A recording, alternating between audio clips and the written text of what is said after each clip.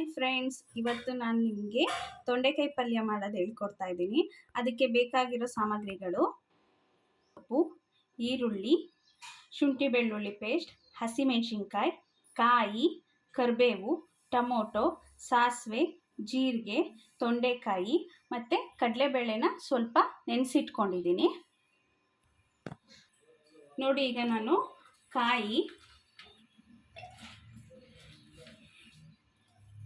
ಹಸಿಮೆಣಸಿನ್ಕಾಯಿ, ಜೀರಿಗೆ,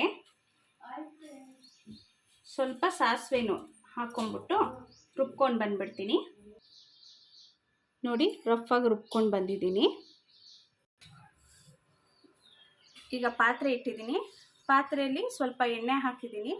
ಸಾಸಿವೆ ಕಾಳು ಹಾಕೋಣ.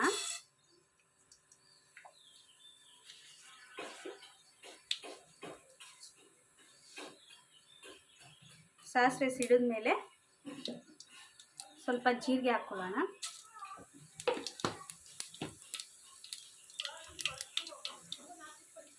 ನೆಕ್ಸ್ಟು ಈರುಳ್ಳಿ ಹಾಕ್ಕೊಳ್ಳೋಣ.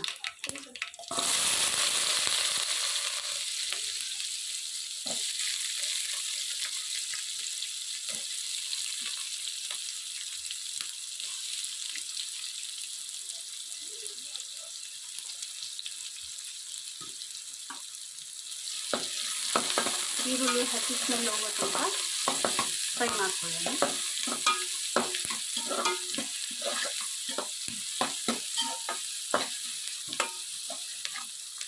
ಈಗ ಸ್ವಲ್ಪ ಕರಿಬೇವು ಹಾಕ್ಕೊಳ್ಳೋಣ.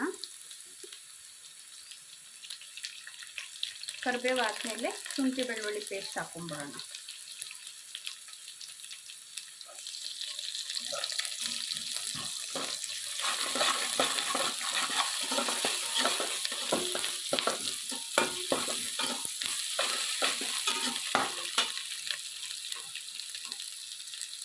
ಸಾರಿ ಫ್ರೆಂಡ್ಸ್, ಹುಣಸೆ ಹಣ್ಣು ನೆನೆ ಹಾಕಿರೋದನ್ನ ನಾನು ಹೇಳಿರಲಿಲ್ಲ.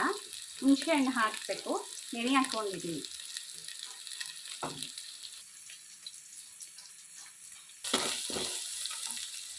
ಈರುಳ್ಳಿ ಎಲ್ಲ ಫ್ರೈ ಆದಮೇಲೆ ತೊಂಡೆಕಾಯಿ ಕಟ್ ಮಾಡಿರೋದನ್ನ ಹಾಕ್ಕೊಳ್ಳೋಣ.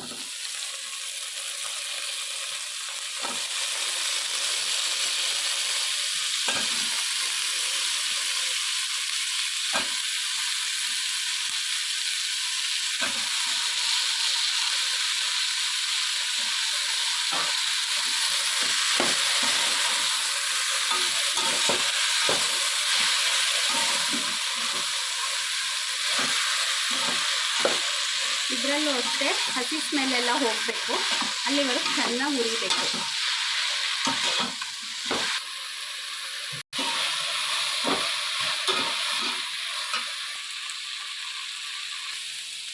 ನೋಡಿ, ಈಗ ಫ್ರೈ ಆಗಿದೆ. ಸ್ವಲ್ಪ ಟೊಮೊಟೊ ಹಾಕೊಂಡ್ಬಿಡೋಣ. ಮತ್ತೆ ಜೊತೆಗೆ ಉಪ್ಪು ಹಾಕ್ಬಿಡೋಣ. ಈಗ ಚೆನ್ನಾಗಿ ಮಿಕ್ಸ್ ಮಾಡೋಣ.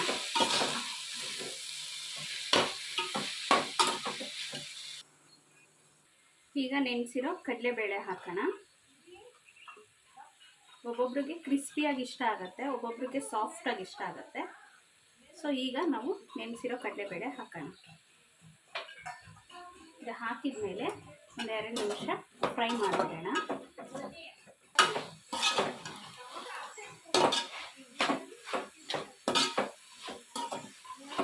ಫ್ರೈ ಹಾಕ್ಕೊಂಡಿರೋ ಮಸಾಲೆನ ಹಾಕೋಣ.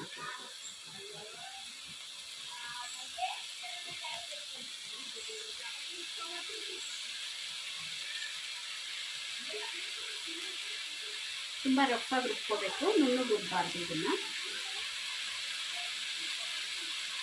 ಈಗ ಚೆನ್ನಾಗಿ ಫ್ರೈ ಮಾಡ್ತೀನಿ.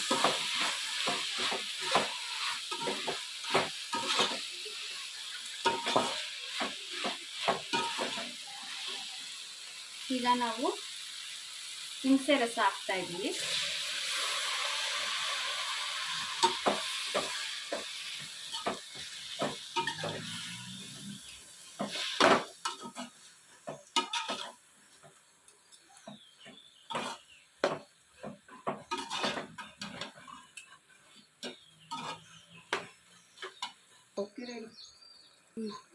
ಈಗ ನಾನು 1 ಸ್ಪೂನ್ ಸಾಂಬಾರ್ ಪುಡಿ ಹಾಕ್ತಾ ಇದ್ದೀನಿ.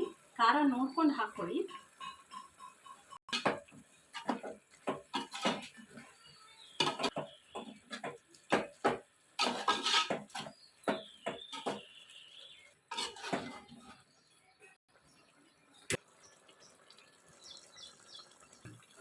ಕೊನೆಯದಾಗಿ ಕೊತ್ತಂಬರಿ ಸೊಪ್ಪು ಹಾಕ್ಕೊಳ್ಳೋಣ. ಒಂದು ಮಿಕ್ಸ್ ಕೊಡೋಣ.